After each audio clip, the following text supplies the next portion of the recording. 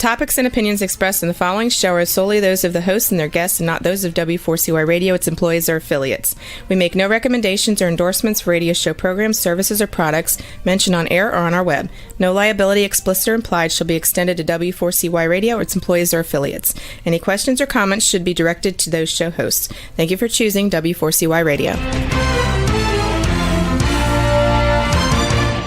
Welcome to the Ask the Expert show on W4CY Radio and Talk4 TV, where we bring you educational information from top local experts in the fields of legal, health, financial, and home improvement. Now sit back and listen to experts in family law, association law, hearing loss, business brokers, home care, along with many other topics. Now here are your hosts, Steve-O and Sophia. Hey, good afternoon. Welcome to another Ask the Expert show, where we bring you the top experts in the field of legal, health, financial, and home improvement. Boy, do we have a great show for you today. And I'm going to really start off today's show because there's a couple of areas of law and that everybody's not playing fair with, so to say. So I'm going to bring up, right after I introduce you to our great expert, Attorney Michael Mandelbrot. There are several areas, and Michael and I started talking about this, that it's so important. This is why a show like this is so important, that you have a good law firm that's not trying to rip you off. And we're going to get into that today, because in the area of asbestos and also public insurance adjusting, a lot of problems in that area too. But let me welcome you to our great expert, our guest. We're going to be, this topic is so important, we're going to be spending the entire 50 minutes of the show on it today. Let me introduce you to Attorney Michael Mandelbrot. He's with the Asbestos Legal Center. Hi, Michael. Stephen, great to see you again. Thank you for having me on. I appreciate it. You know, I got to tell you, we started talking about this last time, and we do have a little time. I want people to know who you are, but it was so amazing when you said you had originally tried to become a sports agent, and that's what I did. I was a sports agent, and it's a tough business to get into because you've got a lot of attorneys out there giving these kids money up front to sign with them, and there's a few people out there like you and I who don't. I never did that in the 12 years I was an agent. But I was so amazed to hear that was the first thing that you wanted to get into. Well, I appreciate that. I would say generally lawyers are up there with used car salesmen when people talk about lawyers. And it's, and I like to try and separate myself from those people. But even in my field, mesothelioma, and representing victims of asbestos diseases, on the plaintiff side, we do have lawyers who do things that are dishonest, corrupt. They engage in conduct that could be called racketeering. And it really impacts not just the lawyers in my field, but it also impacts every future victim of asbestos disease.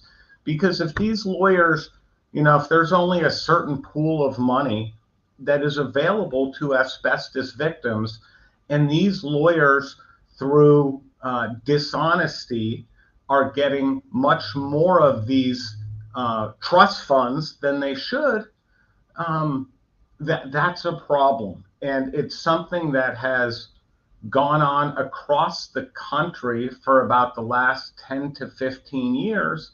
And by my estimates, at least probably $5 billion has been misappropriated by lawyers in my field. And it's a lot of money. And clearly, it bothers me and it impacts me. Well, I got to tell you, we've been doing the show now. I believe this is our fourth month. I believe it might be three.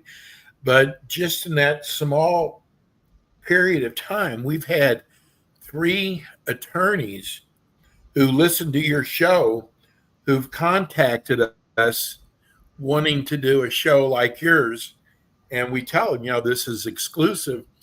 But then they'll go, well, what will it take to replace them? And it's like, that's like the biggest red flag for me right there. Just like when I was a sports agent and the kid would go, well, how much would you give me? That's red flag. You can do your business the right way. And your business, Michael, is very competitive. Before we go there, tell people about yourself and your law firm. Thank you. I appreciate that. My name's Michael Mandelbrot. For the past 30 years, I have been representing victims of asbestos-related diseases and cancers. So you see those commercials on TV. Have you been diagnosed with mesothelioma? That is an asbestos-related cancer. The only cause of mesothelioma is exposure to asbestos. And that's one of the reasons why lawyers advertise so extensively for these cases. Is mesothelioma cases are very big cases, typically worth at least $2 million, typically more. And that's why lawyers will advertise for those, and almost exclusively those. Unlike those lawyers, I also represent victims of other asbestos diseases, lung cancer, asbestosis, as well as a variety of other cancers, colon cancers, stomach cancers, and other cancers related to asbestos.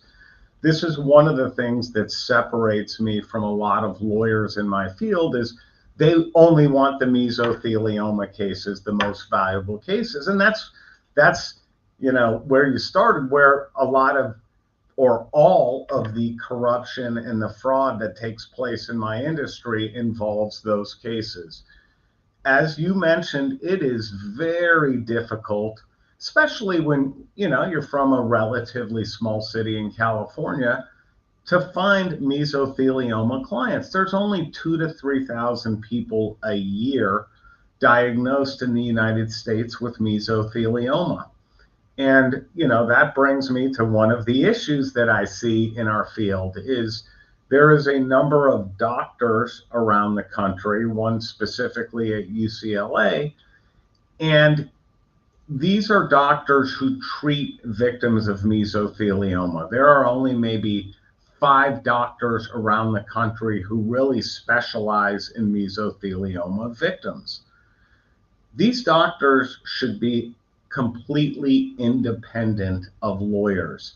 But what you have is lawyers who will give these doctors money, whether it's directly or we'll call it through their charity, $500,000, $1 million.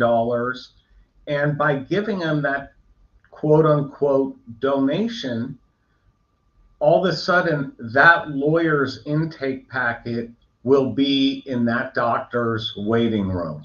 So everyone who walks in has an opportunity to grab their packet. And it's not advertised as a lawyer's packet. The headline on the packet is "Your Roadmap When You Are Diagnosed with Mesothelioma." That's the headline on the packet. It doesn't say it's from a lawyer. But so what happens is, 80% of the people who are diagnosed, who, are scared and they know there's other lawyers out there, they end up getting sent to one of these 5 doctors. They walk in the waiting room, and one of the questions these doctors will ask them is, "Hey, are you currently represented by a lawyer?" The patient doesn't think, if they are, of course they'll say they are, but most of Right. them aren't at that early stage. And when they say they aren't, all of a sudden they leave that waiting room and they effectively are, because they pick up that packet, they talk to the receptionist who recommends these lawyers, and the next thing you know, all of these patients from around the country diagnosed with mesothelioma end up through at these very specific lawyers' offices who donate to these doctors. And to me, that is wrong. And they end up getting bad representation. And it's very, very unfortunate. That's just one of the examples. We can get into others as we go on. But I am dedicated to victims of asbestos diseases. That is what I do, and that's what I've done.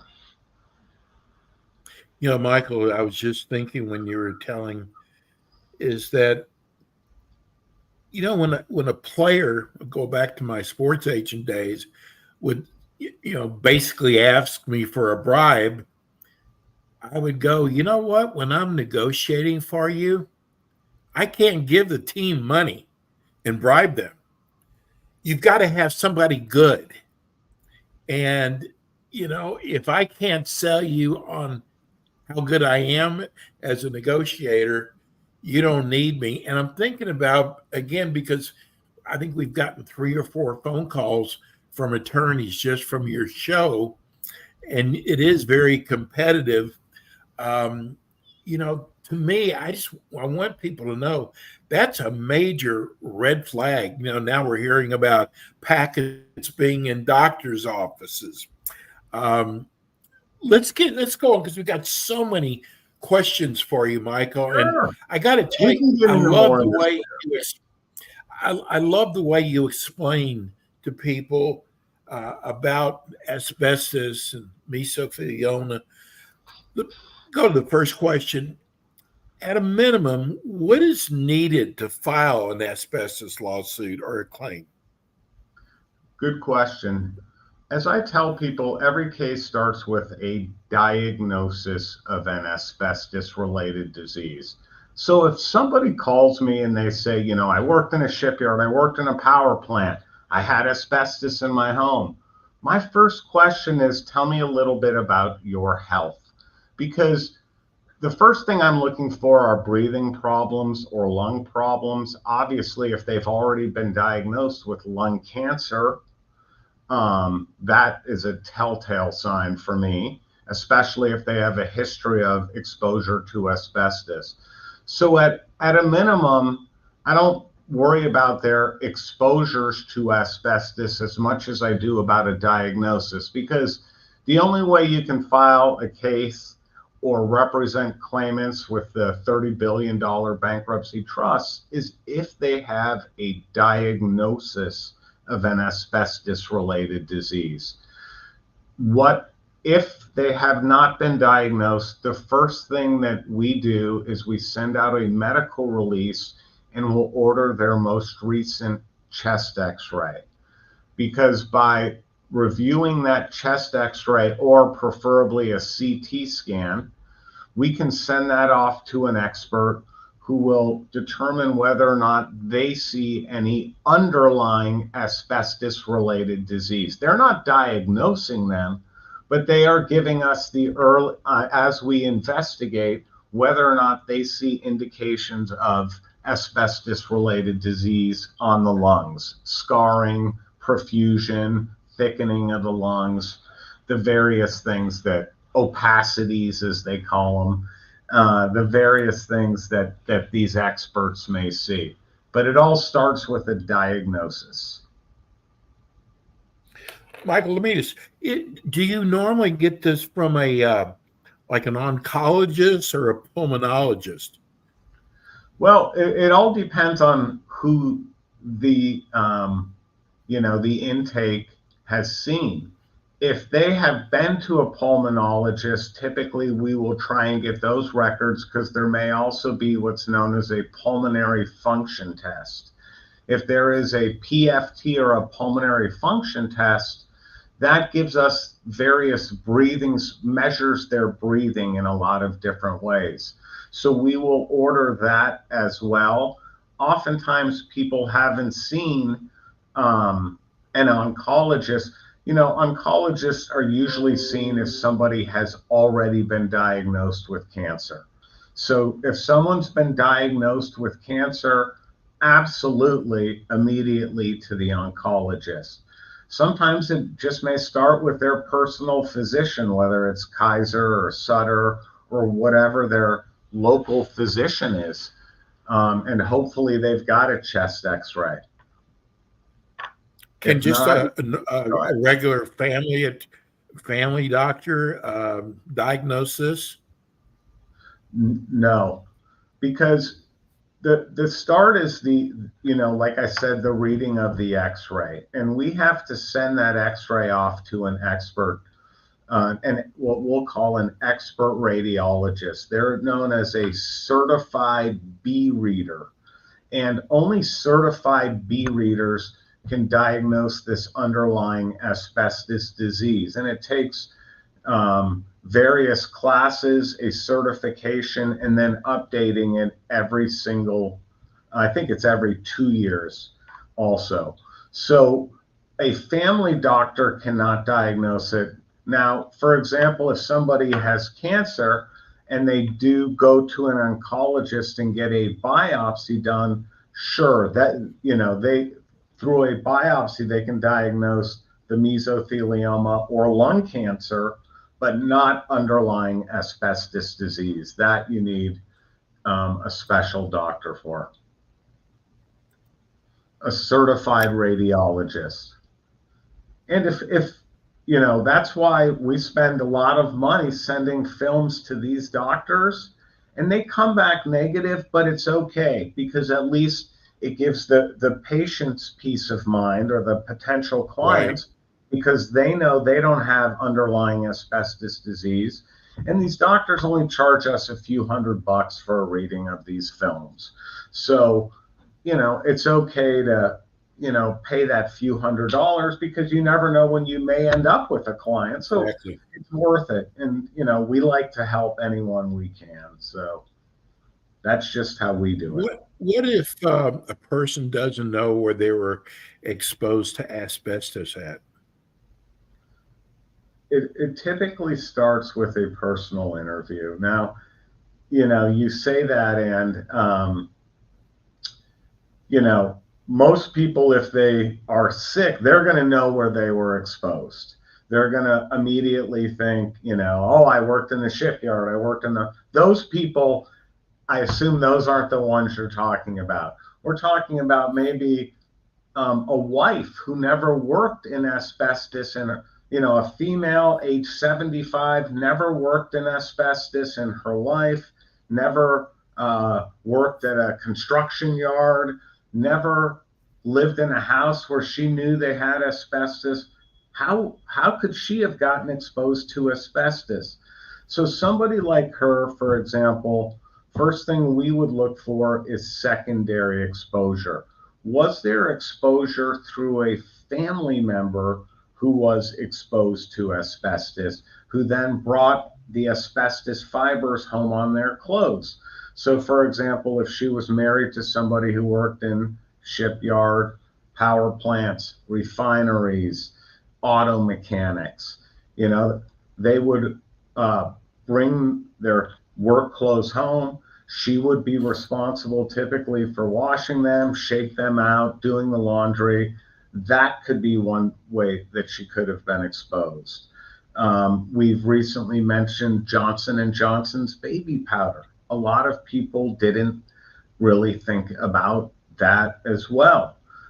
Maybe one of the schools that she went to, because every single school built before 1970 had asbestos in it. Maybe one of the schools that she went to had some construction or remodeling or improvements going on while she was in school there, or maybe one of her colleges. There has been a lot of different ways that we can prove these. It typically, involves an extensive interview in non-traditional ways of the typical way people think individuals are exposed, through their occupation. But there are a lot of other ways people can be exposed to asbestos. And we have had what's known as idiopathic, we'll see it on the pathology report, idiopathic mesothelioma, which it says known. Idiopathic means no known cause. And if it's mesothelioma, the only known cause is exposure to asbestos. So, and that's not by me, that's by the medical experts who've, tested mesothelioma and for the last 100 years have been researching and diagnosing and trying to come up with a cure. But there is no question that the only known cause of mesothelioma is exposure to asbestos. So a lot of interviewing, a lot of educating on different ways people could be exposed, and a lot of investigation. We just got a text from Julian in Baltimore. I'm really enjoying your show. It's about time someone came out with a show like this.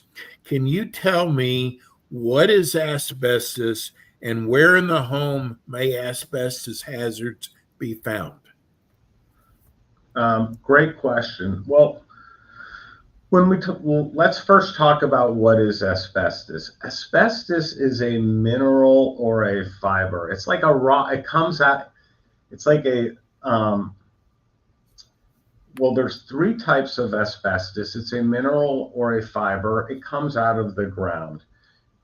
If you have ever been out in the sun and you'll see some rocks that have like sort of a shiny layering in it, and they can pull apart very easily. That little seam running through there is in fact asbestos. It's a naturally occurring substance in the earth. How is it? Well, it's mined, and through various processes is turned into raw asbestos in various fiber lengths. Those fibers are then added to various products because primarily of the insulation capabilities of asbestos. Prior to 1980, and really I'd say 1975, there was no, people didn't know about the hazards of asbestos publicly. So companies were putting asbestos in dozens, if not hundreds of products. In the family home, the common thing you see is the popcorn ceilings. That's the one that most people talk about and see, and especially because it's easily delaminated or dusty. If you jump up and you touch it, it's going to rain down on you typically like snow. And that's the one that everybody knows about. A huge one was drywall. It was added to drywall and the joint compound in many homes. Exterior stucco, which breaks very easily, had asbestos. Vinyl asbestos tile, or VAT, used in most kitchens and bathrooms, had asbestos in it. Of course, the ducting or the insulation around duct pipes had asbestos in it. One of the worst products that typically led up to the family home was known as asbestos cement or transite flue pipe. That was used for sewer and water pipe. Now, residents of a home typically won't have exposure to this, but if someone did remodeling on their home or was around during construction, absolutely there would be exposure. Carpet has been known to have asbestos in it.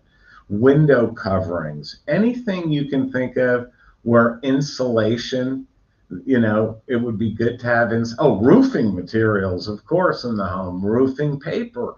They all had asbestos in them. You think about, some uncommon products that I've seen over the years that you wouldn't even think about.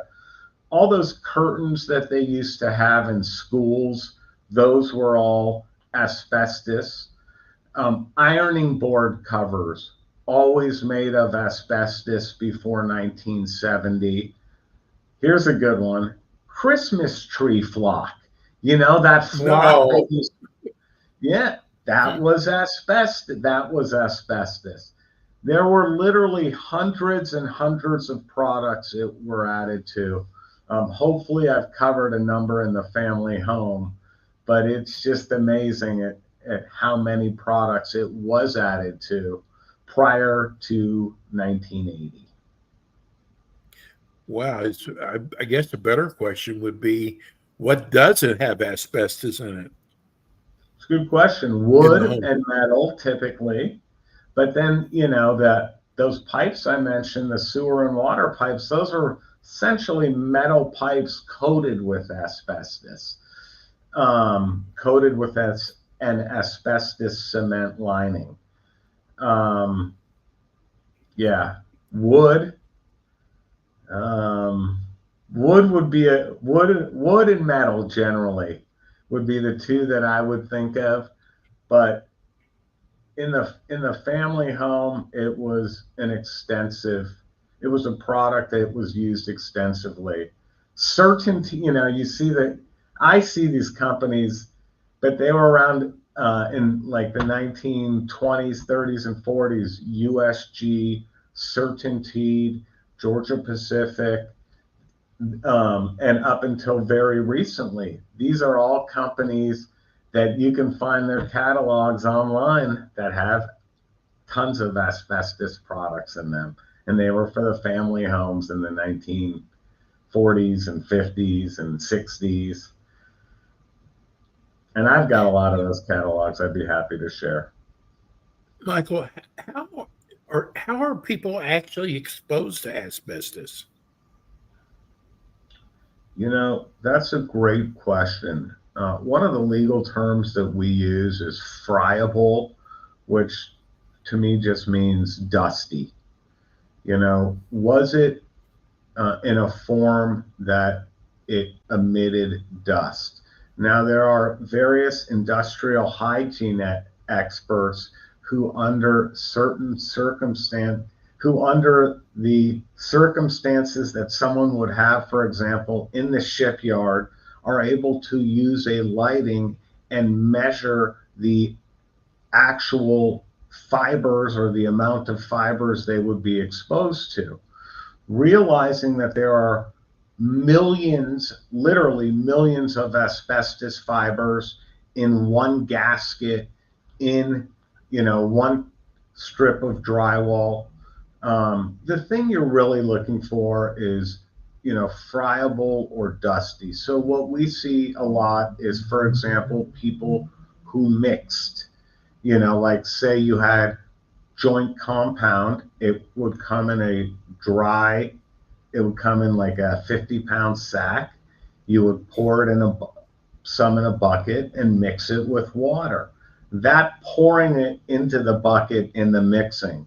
Then once it's dry, they have to tape it and sand it. People are exposed to asbestos, just walking down the street, even today, because it may be in brakes, for example. And so there is what we call background exposure that we all have, but there are ways to measure exposures, some greater than others. But what the experts will say, and without getting technical, is it doesn't take a lot of exposure to develop an asbestos disease. It doesn't take a lot. Some people might be exposed their whole lives and never develop an asbestos disease. But other people, it doesn't take a lot of exposure. It all depends on, I guess, our chemical makeup in a lot of ways. Who's going to get it and who's not. You see, some guys worked together in the shipyard 30 years, one guy, and smoked, and he's fine. And the other guy who took precautions, he ends up getting sick. So you just don't really know. But exposure, think of dusty, think of mixing, sanding, taping, sweeping, things like that that can cause exposures. Doing laundry, like I said, pouring baby powder, for example. Those are ways that we commonly think of: grinding, sanding, taping, cutting. We are here talking to Michael Mendelbrot. He is an attorney, and you cover the whole United States. Is that correct, Michael? That is true. Now, I'm not licensed in every state, of course. We do work with attorneys from around the country, but typically you can represent anybody who is exposed to asbestos we can represent anyone who's exposed to asbestos in California. And what we found is there's people from around the country. They were in the military, were stationed in California for 3 weeks, 6 weeks. That's enough for us to represent them.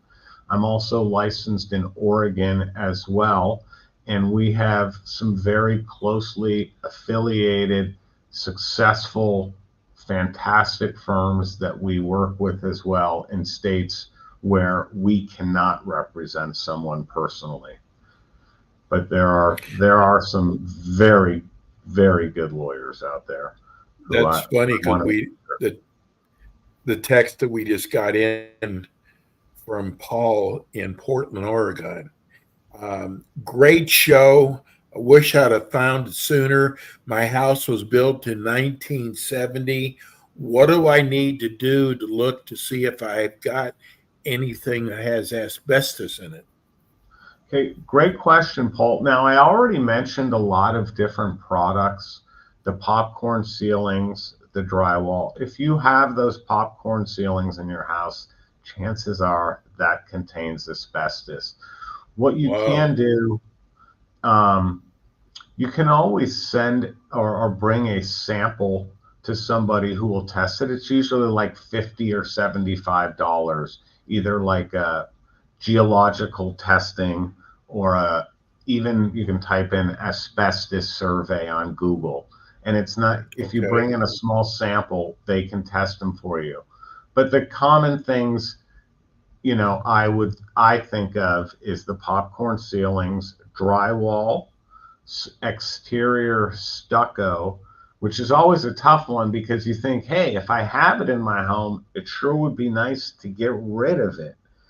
And that is also, I've got to tell the listeners out there, if it is in your home, it's a catch-22 because you want the asbestos out of there, but it is tremendously expensive to abate asbestos. You've got to use a variety of procedures and wet down and glove bagging, and people have to come in who are certified wearing special suits. One of your alternatives, less expensive, but it keeps asbestos in the home, is encapsulating it. Putting, for example, a coating over the asbestos so that it's not friable or dusty. That's why if it's in walls and it's got a good paint or a good coating, then chances are it's not going to be friable or dusty. Those are the products. I remember in Texas, many years ago, a lot of people lost their homes because they found out that the building material was out of China and it had asbestos in it. A lot of people lost their homes over that. I know, because, homes like that, and I think it was, as they called it, the Chinese drywall that was coming in back then. Yes. And yes, when your whole home is constructed with drywall, that's something you can't really remove. So you're stuck in this dilemma. Do I really want to live in a new house that was just built with any illegal material, in essence, an illegal substance? And no. And I don't know what ended up happening, but I would suspect that if you had one of those homes, I think you probably got a settlement. But homes that were built like that lost a tremendous amount of value and ultimately had to be torn down if they weren't finished. Yes, I remember Because, that. and it's sort of a sign of our times. We want less expensive things, and we're often turning to, and you just gave the example of China, but we turn to other countries as well. And a lot of times you get what you pay for. And, it may cost a little bit more to get it from the United States, but at least, in some respects, it's being tested. We've got standards.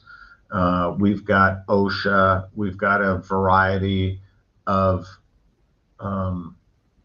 means and methods to ensure that at least we hope the public is safe, where I don't think we have those in other countries. We got another text. This is from Gary in Bakersfield, California. He says, I am outraged now after listening to your show that there are law firms out there that would take advantage of people. What are things that we should look for that would be red flags? That's a great question. I think one is taking on too many clients. I think if one of these firms says, look at us, we represent hundreds of people. It is so difficult to represent one person, to do the investigation for one client. If they say, well, we've got 40 lawyers and we've got office, to me, that is a red flag. I think on an individual basis, those clients do not get good representation. That is, the first thing. The second thing, and that sort of leads me to what a lot of these firms will do when you have a lot of clients is instead of looking at each case individually, they will settle them in a big group. And it sounds like they're getting a lot of money from one defendant. Oh, we just settled for $10 million with whoever it was. Let's just use Georgia Pacific as an example because they're in a big bankruptcy fight. But when you've got 200 clients who that money has to be split among, typically those individual clients are getting far, far less than they should from Georgia Pacific because the lawyers are happy to settle in a big group because as a firm, they still take a third and they're happy with their $3 million, but the individual clients end up getting peanuts on that. So that would be one thing I would be concerned about. Also, background and experience of the lawyers, because asbestos hasn't been regularly used now for 40 years in the United States. So if your lawyers don't understand all of the different products that contained asbestos, who made them, who's now responsible since these companies have changed hands, and also don't understand the 60 asbestos trusts, that would be a red flag to me. These asbestos trusts are very, very valuable for victims. Another red flag for me is if they say that they are on the board or a trustee or a fiduciary on asbestos trust. To me, that is a bad thing when lawyers who are filing claims with an asbestos trust are also overseeing the trust, because what that means is they are getting favorable treatment at the expense of everybody else. And everybody else is getting audited and they're not. So if they tout themselves as, hey, I am on the board or I'm a trustee of the asbestos trust funds, that to me would be a big red flag, a huge one. And that knocks out a lot of your big firms. That is $30 billion that is out there for victims that I think these lawyers see as their personal piggy banks. And so if they are a trustee or a fiduciary with any asbestos trust, I would steer clear from them. Those are just a couple of tips. And I know it's probably different for everybody, but how much is an asbestos claim worth? It is different, but I can give you some very good estimates. Some of the most valuable trust funds are in California. So let's just say if they're exposed on the West Coast versus the East Coast, average claimant mesothelioma on the West Coast, probably about $1 million from just the trust funds. About $1 million, maybe more, maybe about 1.5. If they're on the East Coast, and we're only exposed on the East Coast, so they probably do not qualify for some of the bigger trusts, because you said all clients are different. True. Maybe $300,000 to $400,000 their trust claims would be worth. It's a big difference. It is a big difference, but it is still a lot of money. It's still a good bit of recovery. And maybe more than that. They very well may have been on a Navy ship that came into California, so it qualifies for the big trust funds. They don't have to live in California to qualify. They just have to have exposure to those California companies in some way at some time. Like an example would be, there's one company, Western MacArthur or Western Asbestos. During World War II, they built hundreds and hundreds, and about 800, as they called them, Victory or Liberty ships. They were used as troop transports. Western Asbestos was the insulation contractor on every one of those ships. They insulated every one of them. Those ships built at these couple of shipyards, if you ever sailed on those ships at any time, you qualify for that California, that valuable trust. So you don't have to live in California, but maybe if you just sailed on one of those Western built ships, you would qualify. I don't think a lot of lawyers know that about the Western Trust, but we sure do. And it's a way that we're able to qualify our clients and prove their exposure. So what is usually the time commitment necessary if a person wants to file a case? I love that question. And I'll tell you why, because that is a big concern of clients is, how much time is involved. And luckily, you're dealing with a lawyer who doesn't bill by the hour ever, and who's never sent out a bill. We only, no fee unless we win is the line that a lot of lawyers use. And so you work on a contingency basis. On a contingency, exactly. And so, surprisingly, the amount of time that a client has to be involved, even though it is a major multi-million-dollar case, is minimal. And I'll tell you why. The client is only involved typically before trial in two aspects. One, investigation, phone calls, correspondence back and forth with the lawyers in order to investigate the case. And two, their deposition. The deposition is the client's opportunity to tell their story about how they were exposed to asbestos and how it has affected their lives. These depositions are usually done in about I think there's a time limit in California, 20 hours.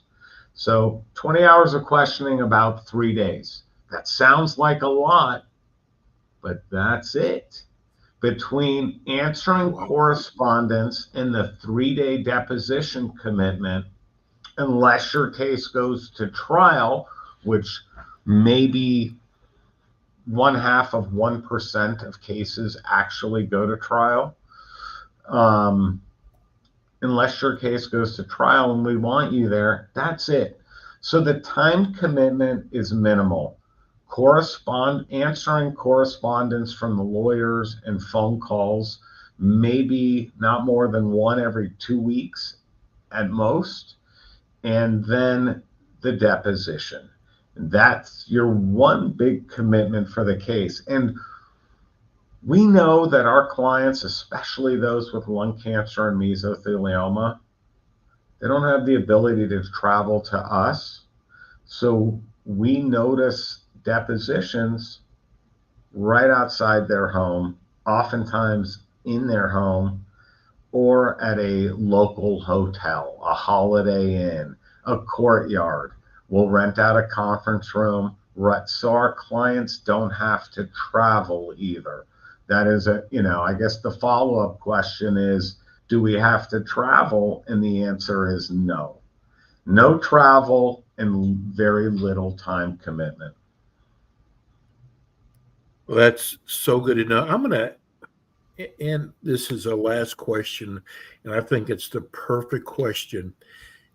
Tell people why they should retain you as their attorney. Integrity, honesty, dedication, and commitment to the victims of asbestos disease. I don't have I'm not a fiduciary for these trusts. I just want these victims to get the recovery that they deserve. I look at every case individually, and my clients, they mean a lot to me. I don't want to say they become like family, but I always have clients, and I'm surprised I forgot to turn my phone off, hasn't rung, because my clients, many years, even after their case is essentially done, they're still calling me. And I experience results. I think hopefully that sums it up. And I do appreciate the question, Steve. And I know from our conversations we've had, you really do care. And it's so obvious. Let's give everybody your phone number and your website address. Great. 1-800-970-DUST, which is 3878. That is my call center. You can call me direct at 415-895-5175 and mesothelioma.pro. Mesothelioma, a tough one to spell, MESOTHELIOMA, mesothelioma.pro. Feel free to contact me at any time. Thank you. We are so lucky to have you, Michael, and your show goes by so fast. We moved it up to 50 minutes, and I still had tons of questions, and we still had people texting their questions in, but we'll save those for next month when you come on with us again. I appreciate it, Steve, and I look forward to it, and I will see you in August. I'll see you in August, yes. Steve. Thanks again. Thank you, Michael. Thank you, Steve. Have a good day. Michael is an incredible attorney when it comes to asbestos. He's going to give you the right information. I trust him totally. That's it for us today. I'm sorry I didn't get to the rest of your text. I knew this was going to be a very popular show. Michael will be back next month. And we'll see you next week with more Ask the Experts. Thanks for tuning in today to the Ask the Expert show on W4CY Radio and Talk4 TV. Tune in next week and every week to hear more from our experts on personal injury, insurance, air condition repairs, estate planning, Medicare, and many other topics in the areas of legal, health, financial, and home improvement. See you next week.